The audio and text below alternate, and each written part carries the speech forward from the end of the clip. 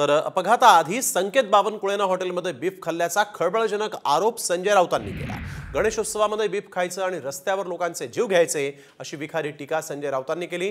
तर संजय राऊतांचं मानसिक संतुलन बिघडलंय अशी खोचक टीका शिंदे सेनेचे आमदार संजय शिरसाट यांनी केली आहे।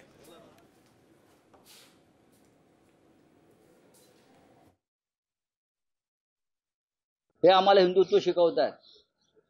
श्रावण आहे, गणपति है, अमुक है, हिंदुत्व है, त्याच्यामध्ये बीफ कटलेट भी उसने खाया है। ये लोगों ने, हिंदुत्ववादी लोग हैं, हमको सिखाते हैं सबको, और सबको क्या बोलता है, मॉब लिंचिंग करते हैं।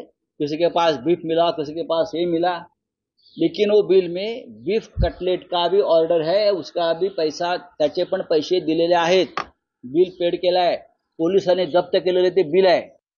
बावनकुळेचा मुलगा त्या हॉटेलमध्ये काय खात होता, काय नाही, हे त्यांना काय करायचं, काय आरोप करताना थोडं डोकं, या संजय राऊतचं मुळात मानसिक संतुलन बिघडलेला माणूस आहे। त्या हॉटेलमध्ये काय मिळतं, त्याच्या प्लेटमध्ये काय होतं, अहो त्याने कोणती चड्डी घातली हेही पाहायला कमी करणार नाहीत। यांना कशावर चर्चा करतात हे तरी कळायला पाहिजे। तर नागपुरात बावनकुळेंच्या मुलाच्या कारच्या अपघात प्रकरणामध्ये आता काँग्रेसच्याही अडचणी वाढण्याची शक्यता आहे। कार चालवणाऱ्या अर्जुन हावरेचे वडील काँग्रेस पक्षाशी संबंधित असल्याची माहिती समोर आली।